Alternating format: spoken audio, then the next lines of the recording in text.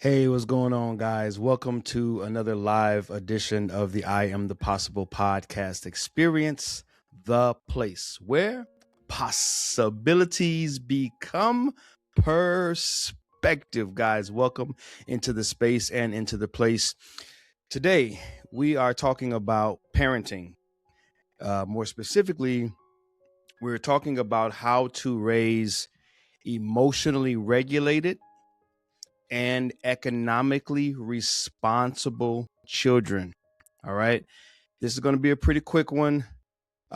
Today, I just kind of felt inspired. I've been reading a book on creativity, and one of the things that I've learned in this book is when inspired, create, okay, at the moment of inspiration. And so I've been doing a lot of lives lately, but this is, again, something I just felt inspired to share today, and hopefully it'll add value to some of the parents that may be tapping in today.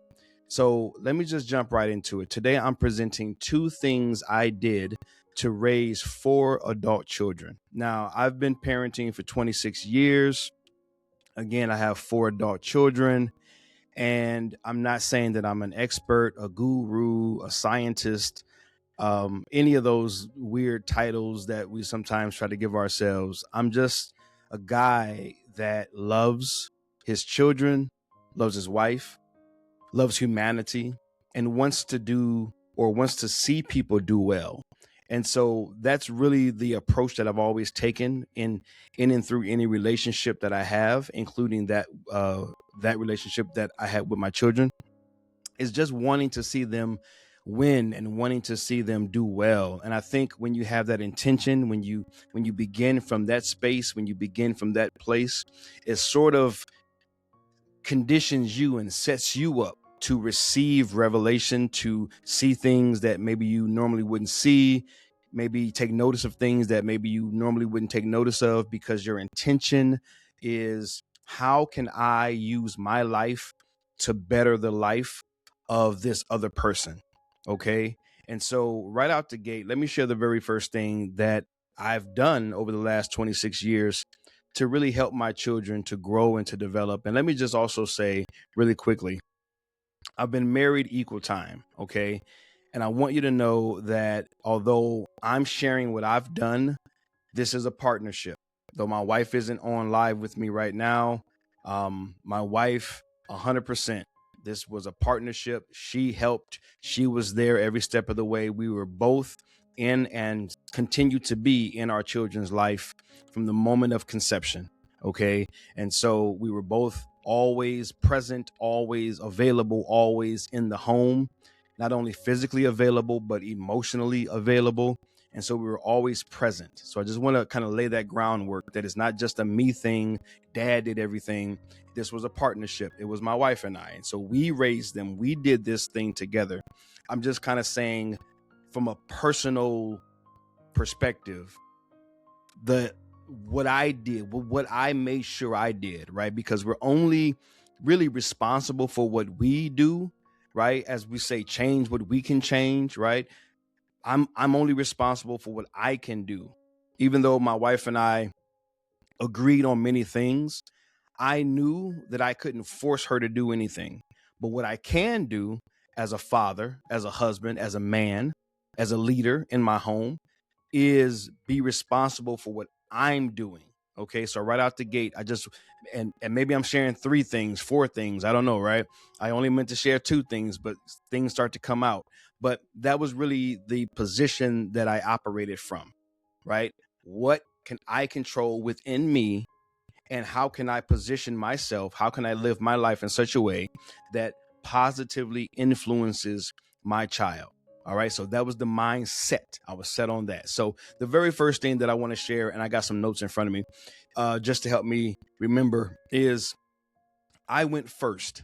All right. If you're taking notes, I went first. I always use the analogy of being at like a public swimming pool. Back where I'm from, back in the Midwest, we used to have these public swimming pools, and the kids, we'd go out there to the swimming pool, and it'd be this big old tall, I don't know, 12 foot, 15-foot swimming pool. And all the kids would be looking up at it and wanting to dive off of it or wanting to jump off of it. And Nobody would. Everyone would just be, paralysis of analysis, right? How tall is it? Is it going to hurt when I hit the water? Blah, blah, blah. But all it takes is one. And I've always been either the person that's gone first, or I've been the motivator of the person that's gone first. But somehow I've always been wrapped up in who's going to go first, right? Because I understood the principle. If one person does it, then it makes it so much easier for everyone else to do it. And so just like at the swimming pool, the first person to jump off the high dive, it in a sense gives permission to everyone else to do it. Well, the same works within our home as leaders, as fathers, as parents. You go first. Okay, I chose to go first. And what I meant by going first is this. As a parent, sometimes we take this ownership mentality. Sometimes we take this control mentality or perspective. And it gets us into things like back when I was, coming up, we would hear things like, do as I say, not as I do. Well, newsflash, parents, those days are over. This generation ain't hearing that, and they ain't having that. Do as I say, not as I do. No, you capping. You know what I'm saying? It's like, no, they're looking for integrity. They're looking for character. They're looking for resolve. They're looking for consistency. So I chose to go first in everything. I chose to go first in being wrong. When dad messes up, everybody knows it. When I missed the mark, everyone knows it. When I failed, everyone knows it. Maybe they don't know all of my business, but they knew enough coming up to where they could look at me and say, okay, dad has no problem raising his hand first and saying, you know what? I messed up right there. I was wrong right there. It's this principle of less dictation and more demonstration. Less dictation, more demonstration as a parent. It is embodying the attributes that you want your children to embody. You go first. You do it first. You apologize first. You stand up first. You do it again first. You go first in whatever it is. Whatever you want them to model, you model. You demonstrate it. You embody it. And get this, it takes integrity and character to do this thing the right way.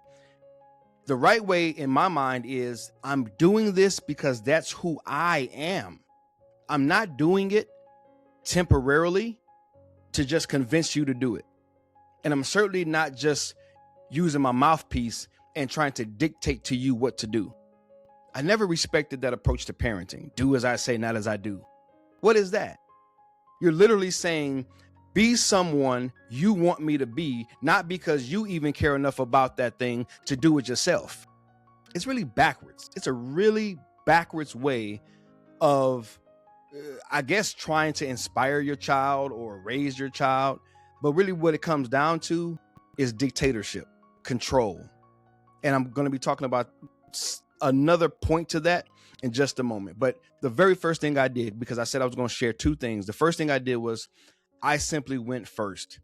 I embodied before them. I demonstrated before them the character, the attributes, the mannerisms, the responsibility, the reason that my children are emotionally regulated, economically responsible, was because those are two things that I really, really care about. And the emotional part I struggled with a lot. But one thing I had going for me until I finally got to a therapist, the one thing that I had going for me, although I had all the drama and trauma that I experienced in my life, the one thing I had going for me was honesty, transparency. When I felt like crying, my children saw my tears. When I missed the mark, my children heard me and saw me confess. And they saw me ask them for forgiveness. I don't know how many times I've asked my children, hey guys, I know dad said he was going to do this or he was going to do that. Like speaking in third person, like I'm explaining this to them. I know I said I was going to do this, but I didn't do it. I own it. Those are my two favorite words. I own it. And demonstrating that over and over and over and over, not because I'm trying to convince them to do it, but it's because that's who I actually am. I'm owning it. I was responsible for that. But as a parent, letting them see that process, letting them see the rise and the fall and the rise again, letting them see the roller coasters of life, letting them see the suffering, letting them see it. Go first, be about it first, demonstrate before you dictate. In fact, just demonstrate. Forget dictating, just demonstrate.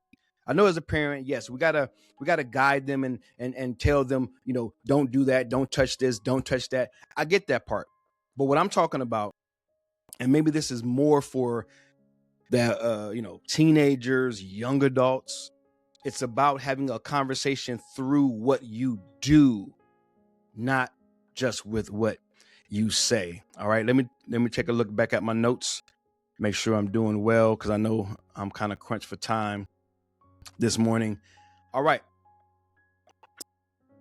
quick thing that I wanted to share. God gave me this years ago, and I thought it was pretty dope when God shared it with me. As a parent, children listen far more with their eyes than they do their ears. Did you catch that? Children listen more with their eyes than they do with their ears. What I'm saying is they will listen to what they see you do far more than they will listen to what they hear you say. The proof is in the pudding. What are you doing before them? What do they see you do day in and day out?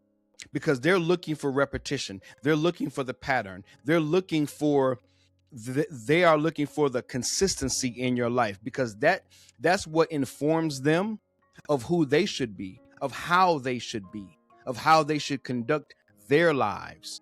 They're looking for those little clues, those little breadcrumbs to formation and development. They're looking for that, and they're looking at you and they're saying, okay, well, dad always does this or always says this. Now, as I'm a little older, now as my children have become adults, the conversations that we're having and the things I'm witnessing them do, it's amazing that they're saying things that I used to say, that my wife used to say. They're doing things that we used to do with them and for them as children. They're now doing it with their significant other, or they're doing it on their own. It's amazing what the example does versus what your words are doing. Words have power. They do have power, and they do remember them, especially when they hurt. When you hurt their feelings, that just hits different. But my main point is, your example, it speaks volumes. Your example is amplified over anything that you would ever say. Next thing is, I honor their voice. We honor our children's voice in this house. You want to talk about a safe space? We have practiced that for the last 26 years. Our children feel safe to say what they feel. There is no shaming in this house. There is no, how you tease and kind of play the dozens or whatever you want to call it nowadays. Maybe to a degree, but if we sense we've hurt someone, if we sense you feel some type of way, if we sense that maybe hit you different, we're addressing that. We can't have that, right? Like I've always seen my family like a team, man, like a team environment. And it's like, man, the health of the team, man, it's like Team Lynch. We have to protect each other. We have to nurture one another. We have to guard and guide one another. And a part of that is in-house, internally, what are we doing to keep each other safe? And one of those things is making sure that they know that they have a voice.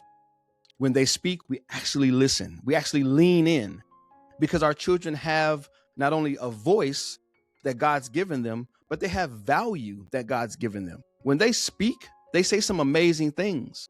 But sometimes as parents, we think we know it all, and we're just so all about whatever we're doing and trying to dictate down rather than, listening up, like leaning in. Child, what are you saying? Because they may see something that we don't see. And so it's this back and forth. But my point is this: the thing that I did and that we did was we made sure that our children had a voice. On a very practical level, one of the things that we practice, we would come literally at the table that I'm sitting at, but wherever we would live, we would circle around the table, have a meal. Maybe it was on Sunday, Saturday, whatever it was. And we do this little thing called roses and thorns. And we would just give each person time as we would go around the table. Hey, share with us your rose for the week. The rose represented something good that happened, something they wanted to have happen, something they desired. And then share your thorn. What's the one thing that really poked you the wrong way, really got under your skin? What maybe disappointed you, right? And we allowed them that space to express it. And then we discerned, do you need advice? Do you want advice? Do you just want us to hold space? Do you just want us to listen? Did you just need to vent? Letting that be whatever that needs to be for them. You see how we're modeling the emotional regulation? You see how we're modeling that? And then the economic responsibility. That I can't go into a great deal because I'm already running out of time, but the same thing. Financially, taking care of your home. Economics is bigger than just money. Economics is literally the management of one's home. So whether it's cleaning up, chores, financials, having a job, keeping a job, buying a car, having insurance, all of these little things. As they got older, we exposed them to these little things, having life insurance, right? All of these little things, having investments, savings, being charitable, giving to others, right? Feeding the poor, clothing, the poor, those that need, right? Being able to meet a need where you see it, right? And we've done that over and over and over and over and over for the last 26 years. And now it's ingrained in them. And now they do it organically. They've taken on so many of the attributes that we modeled and that we embodied, not because we were trying to convince them to do it, not because we were trying to manipulate them to do it, because it was actually who we were and who we were becoming. And it was actually things that we valued. So it was real. Because in closing, let me just say this. Children can sniff out the real and they can sniff out the fake. If you just fronting, you just capping, you just doing it for the moment, they can sniff that. They can smell that. And they will not like you for it. All the more. Because now they like, I got a parent that's, you know what I'm saying? And they're talking amongst themselves or they're talking internally and you just lose so much credibility. Figure out the values you have, the belief systems that you have, the things that matter to you, and just embody them. Be about them in front of your children. The last thing I'll say in closing, something that really touched my life, changed my whole perspective on parenting. This statement right here. Children are not born to us. They are born through us. I'm going to say that one more time. Children are not born to us. Children are born through us. And yes, they are your children. Yes, you're legally responsible for them. Yes, they're your family. That's not what I'm saying. Children are not born to you, but they are born through you. It deals with the control factor. It deals with the control factor. I and we did not try to control our children, manipulate our children, force our children. Did we discipline? Should they be disciplined? Should they have standards? Should they have guardrails? 100%. 100%. What I'm talking about is, as a parent, when your fears are overwhelming you and you're trying to manipulate them and force them down a path or force them to make a certain decision, and you're trying to make them be something or do something, especially in certain cultures, occupations. Everyone was a doctor, you're going to be a doctor. Everyone was a lawyer, you're going to be a lawyer. Everyone was a part of this fraternity or sorority, you're going to do it too. You're going to pledge too. Listen, man, your children are individuals. They are individuals. And for those of us who are in the faith community, they are God's creation, man. They're not your property. You were gifted and you were graced to have been a vessel, a channel through which the child was born into the world through, but not to. They're not your property. They're not your car, your house. They're not your boat. They're not something that's like yours, like that. You hear what I'm saying? The family, all that relative. Yes, absolutely. They're your blood. They're your legacy. They're your lineage, all that good stuff. What I'm talking about is when you cross the line and you begin to think that they are yours to control and they are yours to just boss around and tell what to do. And then when they don't line up just the way you want them to be, they somehow disappoint you. I didn't do that.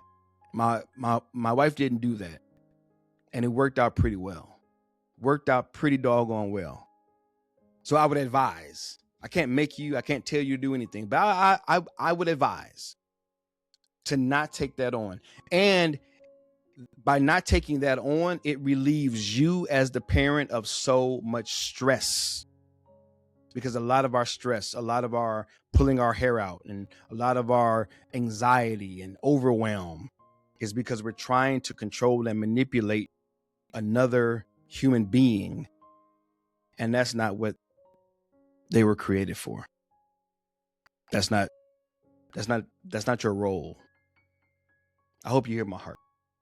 All right. That's it. Those are my two things. I had to do it super fast because I didn't have a ton of time this morning, but I wanted to get it out there anyway. I'm sure I'm going to create more content around this. I've got a whole masterclass on parenting that I'm going to be coming out with soon as well. But just wanted to put that out into the universe for any parent that might need some pick me up or some strategy. And I don't have it down in the show notes right now. Oh, you know what? Actually, I do have it in the show notes today. If you want more information about this, you want to contact me. All of my information is in the link that I provided within this broadcast. So if you're on YouTube, if you're on LinkedIn, it is there. Click the link, find the contact link, and reach out to me. I'm here to help and to assist, and I would love to show up and serve and support your success as a parent. All right, love you guys, believing in you guys. I'm praying for you guys. Parents need prayer. So listen, man, I'm here for you, but that's it for now. Got to go. This is it. Travell C.W. Lynch, Mr. What? I am the Possible Universe. I am the Possible Podcast Experience, the place where possibilities become perspective. Thanks for watching. Remember to subscribe, like, comment, and share. For more information, visit me at iamthepossible.com.